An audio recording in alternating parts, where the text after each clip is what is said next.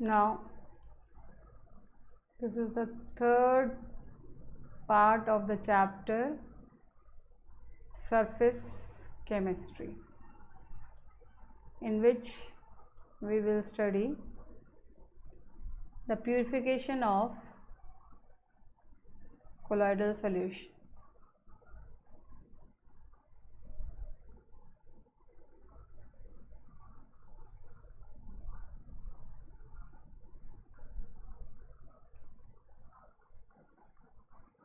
Now, the removal of the impurities present in the colloidal solution is known as purification of colloidal solution. Under it, first method which we will use is electrodialysis. Now, electrodialysis, you can see here the diagram that colloidal solution is placed in a bag made up of, you can say, a parchment membrane or a semi-permeable membrane, and through it fresh water is continuously passed through it. From this side it is entering and from here it is going out.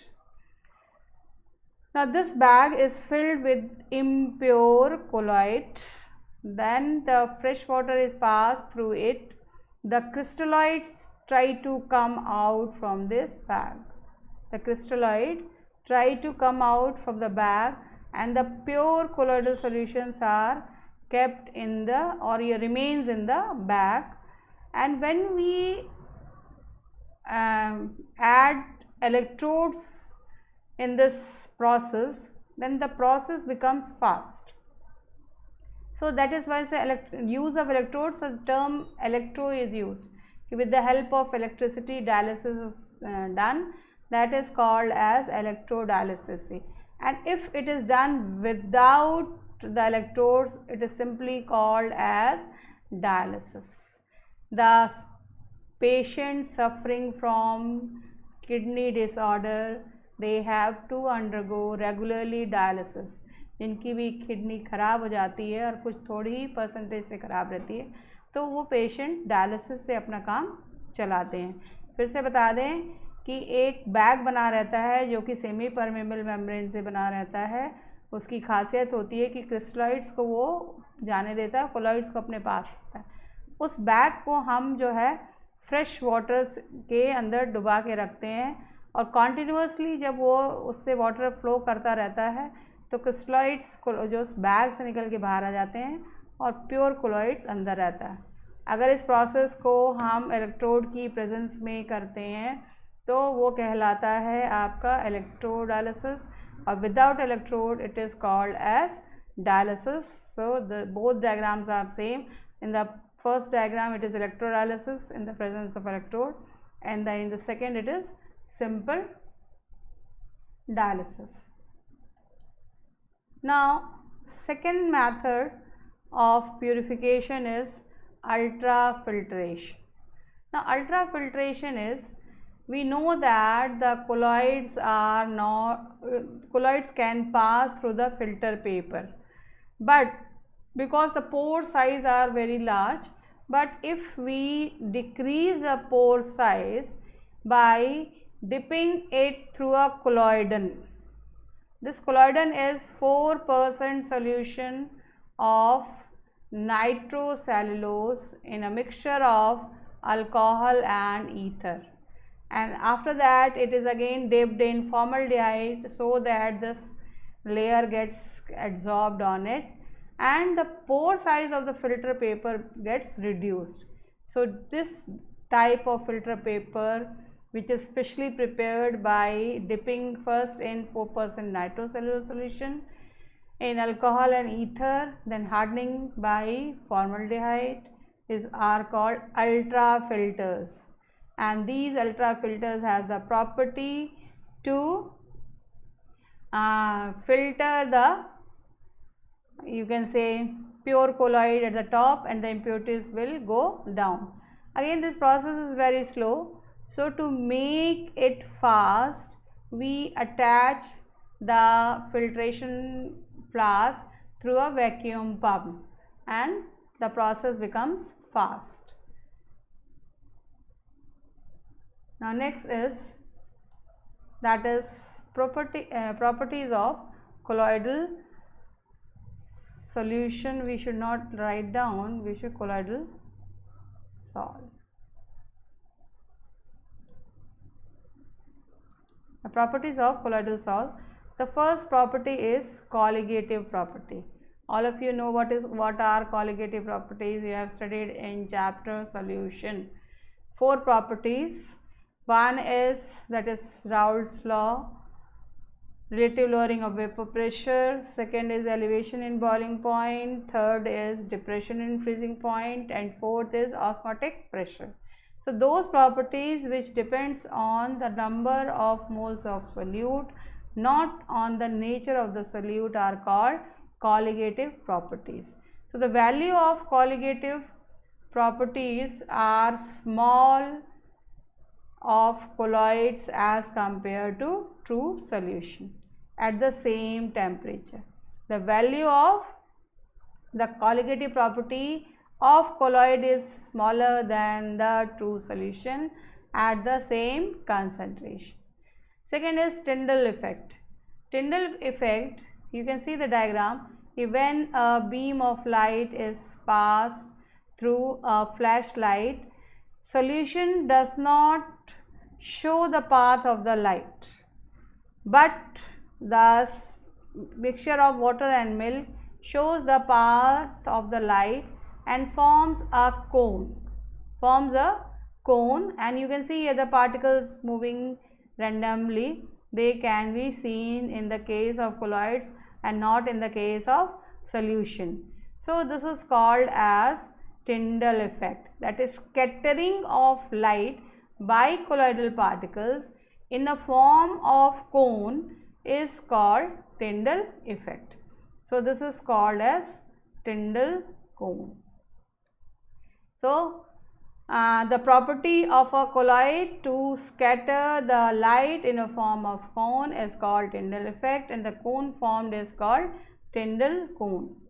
So you must have visited cinema halls, or even in our houses also. If a small aperture is there in our windows or ventilators, so sunlight coming in, we can see the dust particles roaming here and there. So they are the dust particles, they are forming colloids with air, and the light coming out forms a shape of a cone.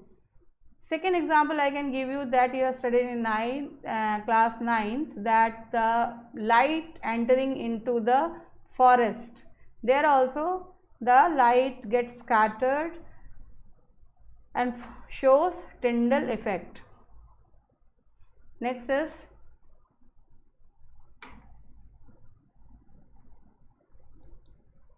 now Tyndall effect is observed only when these two following conditions are satisfied. Number 1 condition is, that is the diameter of the dispersed particles is not much smaller than the wavelength of the light used. First property is that the diameter of the dispersed particle should not be much smaller than the wavelength of light. लगभग बराबर होएगा तभी वो Tyndall effect show करेगा. और second है कि refractive index of dispersed phase and dispersion medium differs greatly in magnitude.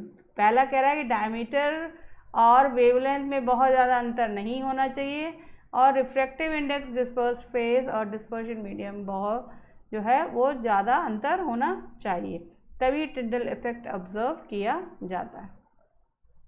Next property of the colloids are color.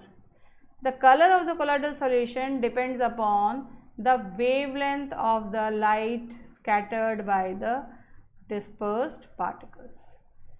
Now, the wavelength of light depends upon the size and nature of the particles. पहला कि colloidal particles का colour wavelength के ऊपर depend करता है disperse particle के, और wavelength depend करता है साइज और नेचर ऑफ पार्टिकल्स पे। Colour of colloidal solution also changes with the manner in which the observer receives the light. For example, a mixture of milk of water appears blue when seen by reflected light and red by transmitted light. तो देखिए एक ही है, अगर जो है reflected light है तो blue दिखाता है, mixture of milk and water, and transmitted light shows the colour red.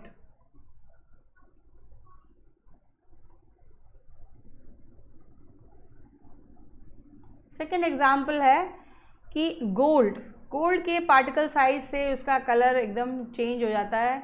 एकदम फाइन गोल्ड होगा, गोल्ड सॉल होगा तो रेड इन कलर, और जैसे जैसे उसका साइज बढ़ता जाएगा पहले पर्पल कलर शो करेगा, फिर ब्लू करेगा और फाइनली गोल्डन करता है। तो the finest gold is red in colour, and as the size of the particle increases it appears purple, then blue, and then finally golden. So it means it also depends upon size also, wavelength as well as signs. Next property of the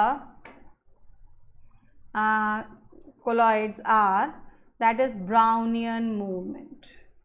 Now Brownian movement is, that is, suppose this is a container in which colloids are present, particles. So the zigzag movement of the particles are called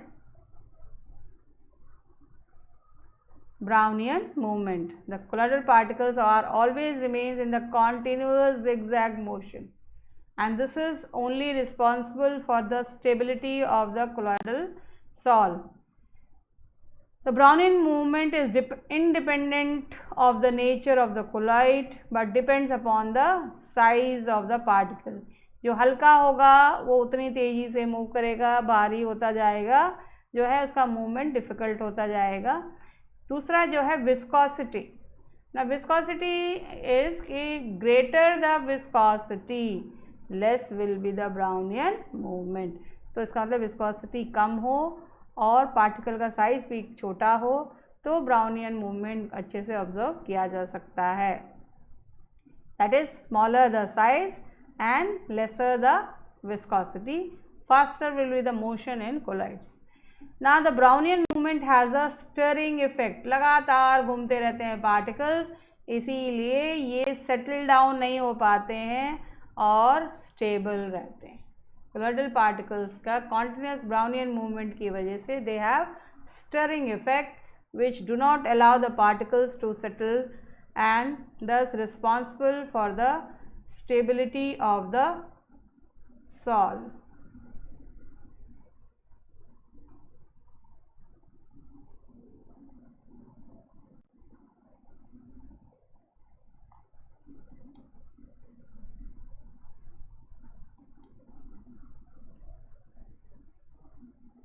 Next is charge on the colloidal particles. Now colloidal particles always have some charge, either positive or negative.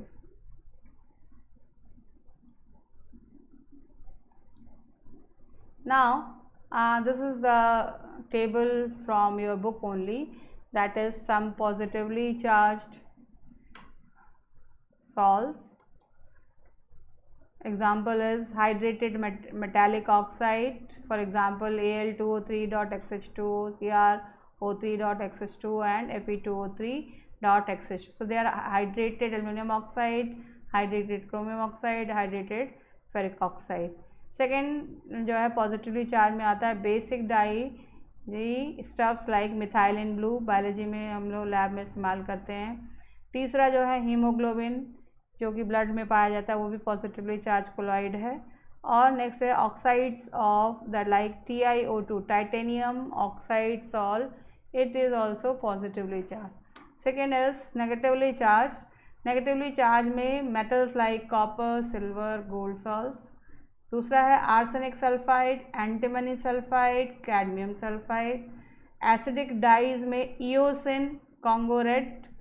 तो dyes में देख लीजिए, methylene blue positively charge and eosin Congo red is negatively charged, and salts of starch, gum, gelatin, clay, charcoal all are negatively charged.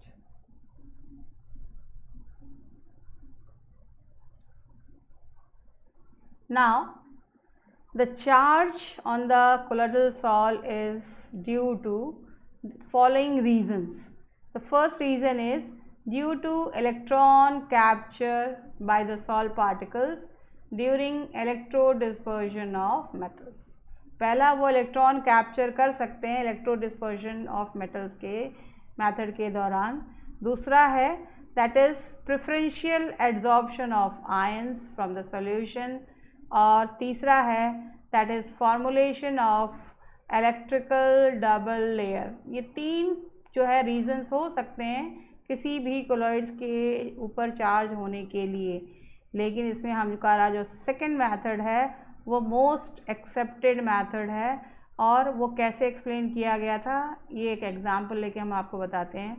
अगर आप silver nitrate solution को potassium iodide solution में डालेंगे तो जो है AgI प्रेसिपिटेट बनता है जो कि एड्जॉर्ब करेगा I- आयन, तो उस पर नेगेटिव चार्ज आ जाता है। इसको हम शॉर्ट में लिख सकते हैं AgI/I-। So here negatively charge. इसी प्रोसेस को ठीक उलट दीजिए, इसमें हमने डाला था silver nitrate to KI, the same both the solution same, only we will add KI to silver nitrate. अब यहाँ क्या होगा, प्रेसिपिटेट तो सेम बनेगा AgI, but it will absorb Ag+ and will become positively charged. So AgI/Ag+ positive, मतलब अगर silver nitrate को KI में डाला तो नेगेटिवली चार्ज सॉल्व बनता है क्योंकि AgI प्रेसिपिटेट I- को एब्जॉर्ब करता है। KI को अगर हम AgNO3 में डालते हैं तो AgI that is silver iodide PPT absorbs silver ion and becomes positively charged.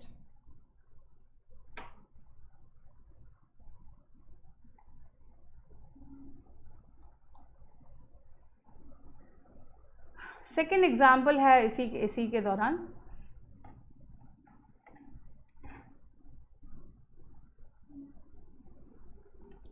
If we add ferric chloride in hot water, if you add ferric chloride in hot water, then Fe3+ ions are adsorbed on it. ये है आपका hydrated ferric oxide, इसने adsorb किया Fe3+, तो ये इसमें आ गया positive charge.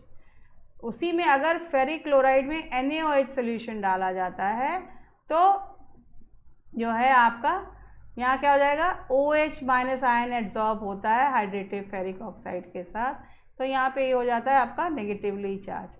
तो आपको मैंने दो एग्जाम्पल बताए, इससे आपको पता है कि how the precipitate adsorb charges.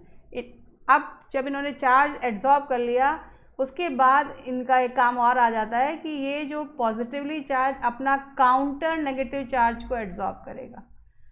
इसी तरह से फर्स्ट आपका जो एग्जाम्पल था AgI/I+, तो ये क्या करता है, काउंटर आयन K+ को एड्जॉर्ब कर लेता है, और Ag+ वाला क्या करता है, I- को एड्जॉर्ब कर लेता है। तो अब इसमें दो लेयर बन जाती हैं। कौन सी, पहले जो I- एड्जॉर्ब हुआ ये लेयर जो है आपकी बना, मतलब this is the first layer and this one is the second layer.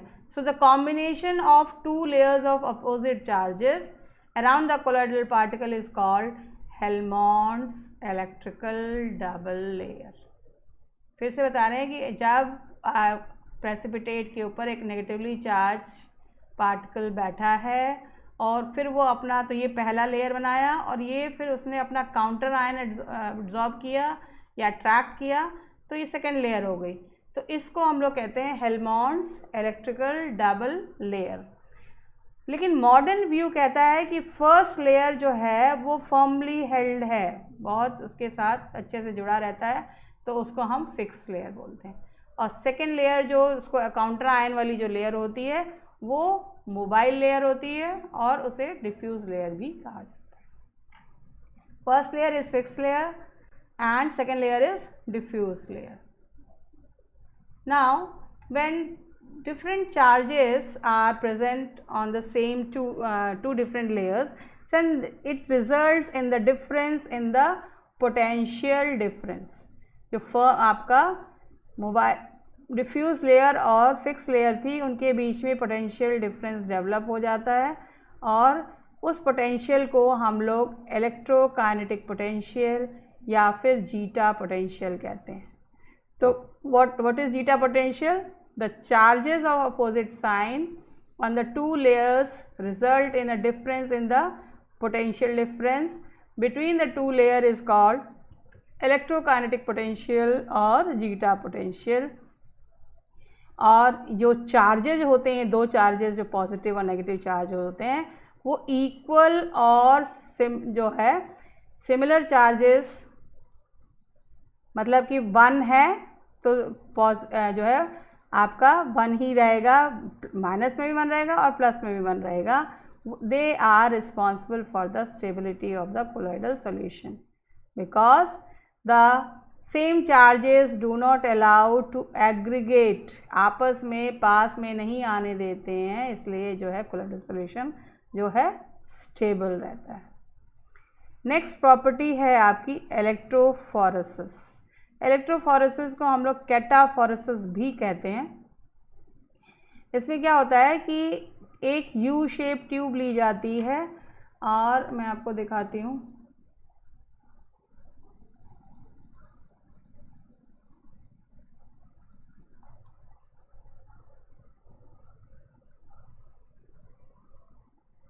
चलिए थोड़ा पीछे चला गया, अभी दिखाती हूँ।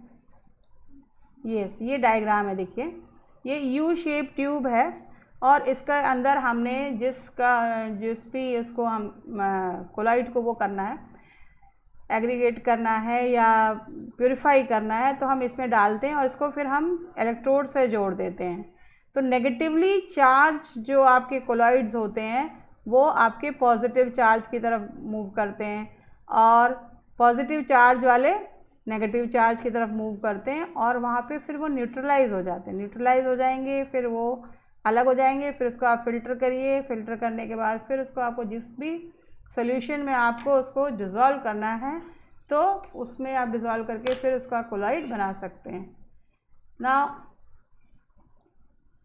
तो ये इलेक्ट्रोफोरेसिस था। फिर डेफिनेशन फिर से सुन लीजिए। The movement of colloidal particles under an electric field is called electrophoresis and the positively charged particle move towards cathode and the negatively charged particle move towards anode.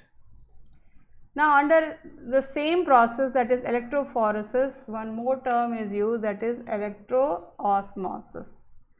Now electroosmosis is when the electrophoresis, that is movement of the particle, is prevented by suitable means, then it is observed that dispersion medium begins to move in an electric field is called, मतलब हमको electrophoresis को जो है मतलब हो कि हो जाए और वो रोकने की कोशिश अगर हम करेंगे तो डिस्पर्शन मीडियम जो है वो मूव करना शुरू कर देता है, तो उसको हम लोग कहते हैं इलेक्ट्रोऑस्मोसिस। कई बार एग्जाम में डेफिनेशन आई है about electrophoresis, movement of the colloidal particles in the positively charged electrode is called electrophoresis. Next is, and you can draw the diagram which I have shown earlier. Next is, that is coagulation, और ये भी बहुत बार exam में आया है, coagulation और precipitation. The process of settling of colloidal particles is called coagulation. अब इसको सेटल करने के लिए हमको बहुत सारे मेथड्स पता हैं, पढ़े हैं, उसको फिर एक बार रिवाइज कर लेते हैं। पहला है बाय इलेक्ट्रोफोरेसिस। जस्ट हमने पढ़ा कि अगर हमको कोलॉइडल पार्टिकल्स को जो है सेपरेट करना है, प्योरीफाई करना है, तो हम उसको एक ट्यूब में डाल देते हैं और इलेक्ट्रिक फील्ड में पास कर देते हैं। तो नेगेटिव चार्ज वाले पॉजिटिव चार्ज इलेक्ट्रोड की तरफ, पॉजिटिव चार्ज वाले नेगेटिव चार्ज इलेक्ट्रोड की तरफ मूव करना शुरू कर दें। सेकेंड है आपका that is by mixing two oppositely charged salts. दो अपोजिटली चार्ज पॉजिटिव और नेगेटिव वाले को मिला दें। जैसे एग्जांपल है कि हाइड्रेटेड फेरिक ऑक्साइड जिस पे पॉजिटिव चार्ज है, प्लस उसको जोड़ा हमने आर्सेनिक सल्फाइड जिस पे नेगेटिव चार्ज है। तो दे आपस में दोनों जो है एक दूसरे को चार्जेस को न्यूट्रलाइज करेंगे। इसको बोलते हैं हम, कोगुलेशन को बोलते हैं म्यूचुअल कोगुलेशन। आपस की रजामंदी से वो जो है प्रेसिपिटेट होके बाहर निकल के आ जाते हैं।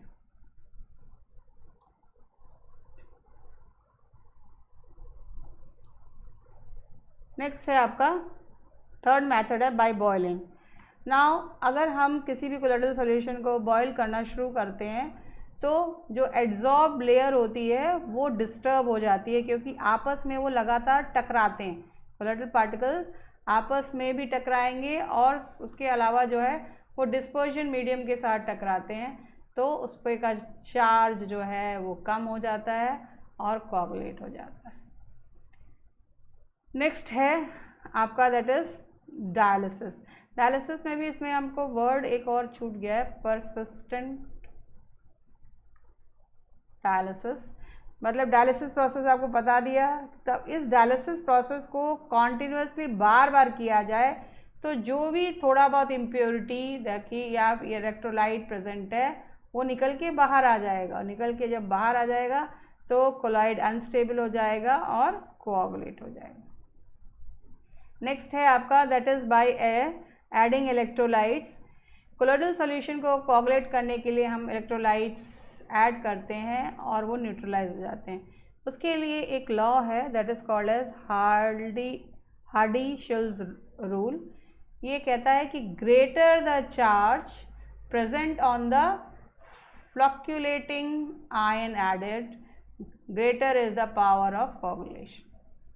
मतलब कह रहा है कि जितना ज़्यादा चार्ज होगा कोआगुलेशन का पावर उतना ही ज़्यादा, फ्लक्चुएटिंग या coagulating power both are same. For example अगर नेगेटिव सॉल है तो उसमें हमका सबसे ज़्यादा पावर Al3+ के पास होगा, फिर Ba2+ के पास होगा, फिर Na+ के पास। अगर पॉजिटिव सॉल है तो उसके कोआगुलेशन के लिए सबसे ज़्यादा होगा आपका FeCN6 4-, उससे कम होगा। तो देखिए चार्जेस आप ये नेगेटिव पॉजिटिव पे कहोगे तो कि मैडम ये तो सबसे कम है, नहीं ऐसा नहीं। आप इसको खाली इसका चार्ज देखिए तो ये सबसे ज़्यादा है, फिर इसका उससे कम, उससे कम और उससे कम। तो कई बार ये क्वेश्चन पूछा जाता है कि आपको दे देंगे कोई भी सॉल्व और बताएंगे बताओ भाई इसमें किसका जो है कोआगुलेशन पावर ज़्यादा होगा। अब आता है definition of coagulating value. Now बहुत पहले तो कोर्स में गोल्ड नंबर, C10 नंबर बहुत सारे जो है वो थे, अब तो सब हटा दिया गया, खाली यही रह गया है that is coagulating value. The minimum concentration of an electrolyte in millimoles per litre, ये वर्ड इंपॉर्टेंट है।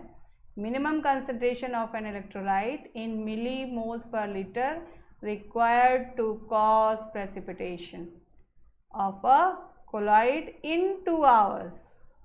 In 2 hours is called coagulating value. वो कम से कम इलेक्ट्रोलाइट की मात्रा मिलीमोल्स पर लीटर में प्रेसिपिटेशन लाने के लिए जो कि 2 घंटे के अंदर उसको कोआगुलेटिंग वैल्यू बोलते हैं।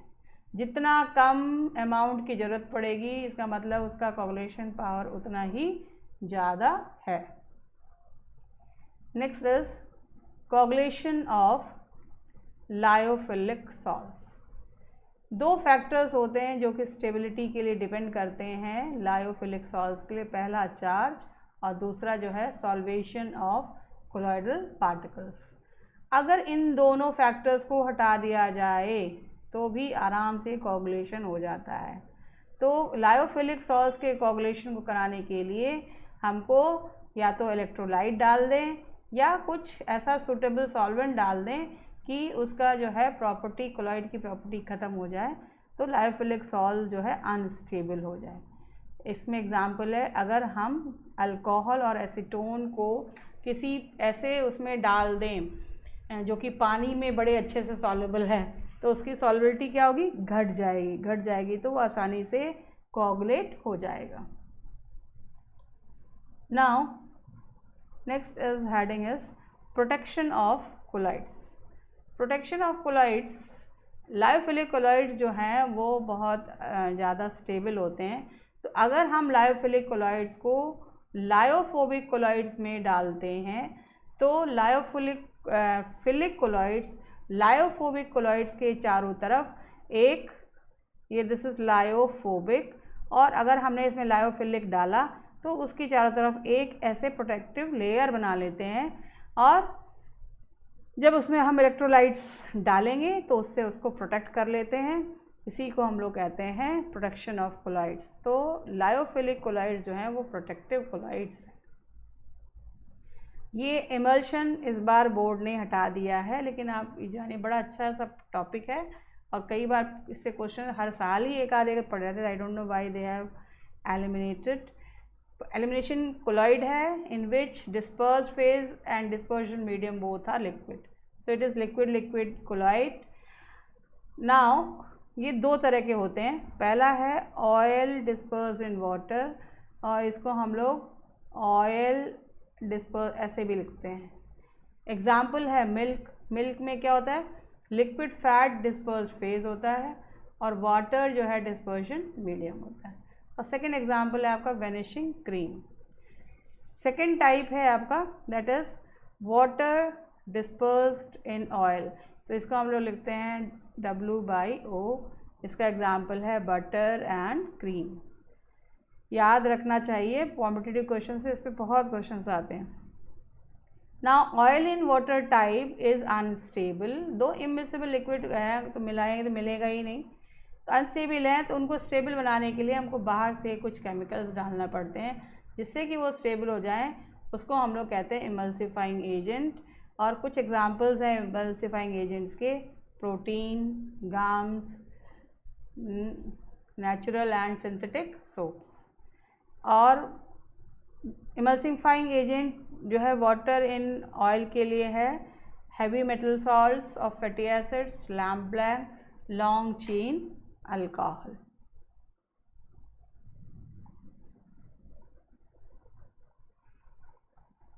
Now emulsions, this shows all the properties of colloids, that is they show Brownian movement and Tyndall effect। emulsions को हम चाहें तो उनके constant particles में break कर सकते हैं by physical methods like heating, freezing and centrifugation। Now colloids around us, हमारे चारों तरफ colloid ही colloid है। खाना जो हम खाते हैं, कपड़े जो हम पहनते हैं, फर्नीचर जिस पे हम बैठते हैं, घर जिसमें हम रहते हैं, दिस इज हाउसेस, न्यूज़पेपर जो पढ़ते हैं, सब के सब कोलॉइड्स होते हैं। तो कुछ आपको हम इम्पॉर्टेंट इंटरेस्टिंग जो है पॉइंट्स बताते हैं कोलॉइड्स के बारे में। पहला है that is blue colour of sky. Dust particles जो है वाटर के साथ एयर में सस्पेंडेड रहते हैं। The dust particles they are with water particles suspended in air scatter blue light which reaches our eyes and sky looks blue to us। sky blue नहीं होता है, लेकिन dust particle जो कि moisture के साथ हवा में present होते हैं वो blue light को स्कैटरिंग करते हैं और हमारे आँखों पे जब वो पहुँचती है तो हमें स्काई जो है वो ब्लू दिखाई देता है।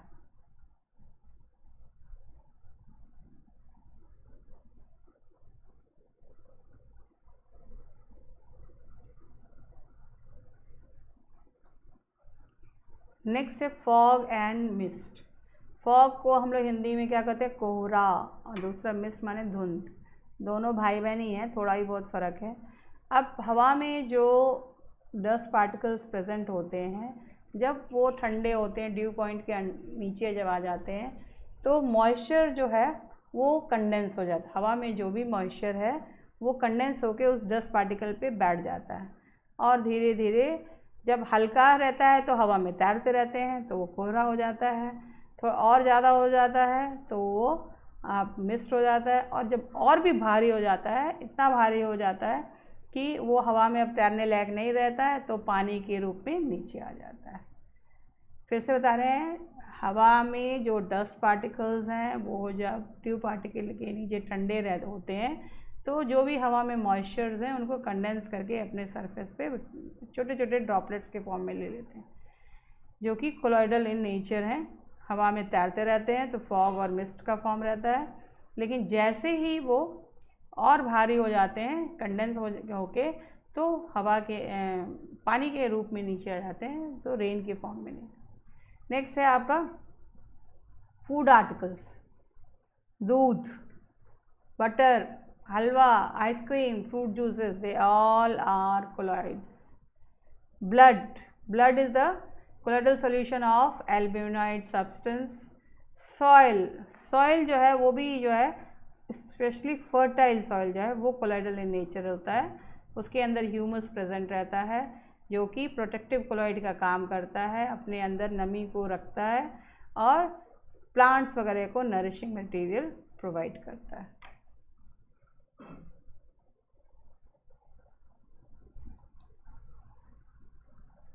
नेक्स्ट है आपका that is formation of delta. ये भी कई बार बोर्ड में ऐसे रीजनिंग पूछा कि डेल्टा क्यों बनता है भाई, है तो ज्योग्राफी का क्वेश्चन लेकिन यहाँ भी केमिस्ट्री घुसी हुई है। रिवर वाटर जो है वो कोलॉइडल सॉल्यूशन ऑफ क्ले है, और सी वाटर में इलेक्ट्रोलाइट्स होते हैं।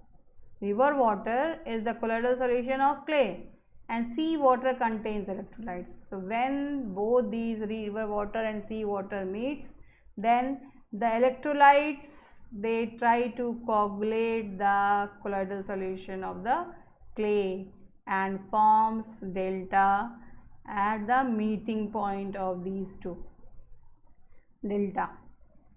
Now application of colloid, that is colloids. First application is electrical precipitation of smoke. जितनी भी फैक्ट्रीज़ हैं जिससे धुआं निकलता रहता है उसकी चिमनियों के ऊपर एक प्रेसिपिटेटर लगा रहता है, और आपको पता है कि स्मोक्स में भी कुछ ना कुछ जो डस्ट पार्टिकल्स पॉजिटिव, मतलब अगर वो किसी मेटल का निकल रहा है पॉजिटिव चार्ज या नेगेटिव चार्ज, उस पर सल्फाइड का है तो नेगेटिव चार्ज होगा, ऊपर जाते हैं और उनको न्यूट्रलाइज करके फिर नीचे आपको पूरे जो डस्ट पार्टिकल्स को सेटल डाउन कर लेते हैं। डाला फैक्ट्री जब गवर्नमेंट के अंडर में थी तो यही ख़राब हो गया तो पूरा सीमेंट जो है उड़ के पूरे कॉलोनी, पूरे एरिया में पेड़ों को भी वाइट कर देता था। बहुत इम्पॉर्टेंट चीज़ है, चिमनीज़ में लगा होना ज़रूरी होता है। Next is purification of drinking water. जो रॉ वाटर आता है नदियों से वो उसमें मिट्टी मिली हुई होती है, तो उसमें अगर हम एलम मिला दें तो एलम की खासियत होती है कि वो जो है उस colloidal nature of the water को सेटल डाउन करके मिट्टी नीचे बैठ जाती है, क्लियर वाटर ऊपर आ जाता है। थर्ड है मेडिसिन। ना मेडिसिन में जो है बहुत सारी मेडिसिन ऐसी होती हैं जो कोलॉइडल फॉर्म में बहुत फ़ायदा करती हैं, जैसे कि एग्जाम्पल है आपका अर्गायरॉल। अर्गायरॉल जो है वो सिल्वर सॉल है, यूज है for I lotion. Colloidal antimony, ये जो है कालाजार क्योर करने के लिए करता है। छोटी छोटी चीज़ें हैं लेकिन 1 मार्क क्वेश्चन आने वाले हैं तो please learn it. Colloidal sol जो है वो इंट्रामस्कुलर इंजेक्शन के लिए काम, ताकत देने के लिए इसका इंजेक्शंस जो है दिए जाते हैं। और मिल्क ऑफ मैग्नीशिया, जो कि आप लोग डाइजिन पीते हैं वही मिल्क ऑफ मैग्नीशिया है, इमल्शन है, और ये स्टमक डिसऑर्डर के लिए इस्तेमाल किया जाता है।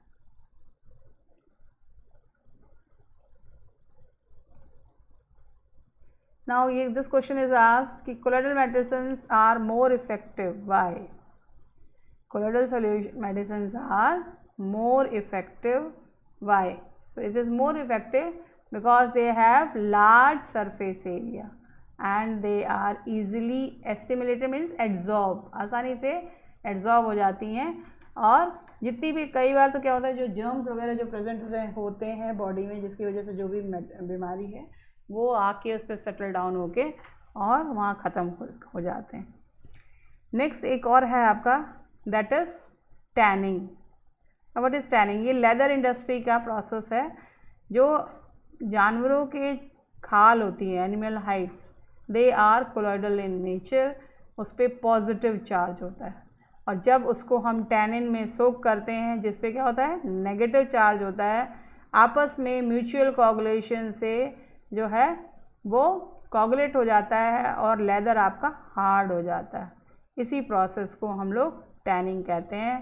टैनिन जो है बहुत महंगा आता है, तो nowadays it is replaced by chromium salts.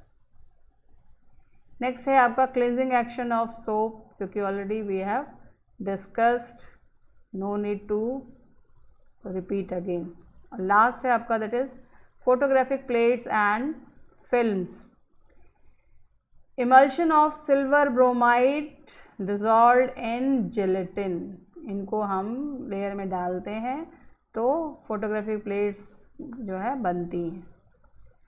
कुछ इंडस्ट्रीज़ होती हैं जो है कि उसमें भी इसका इस्तेमाल होता है।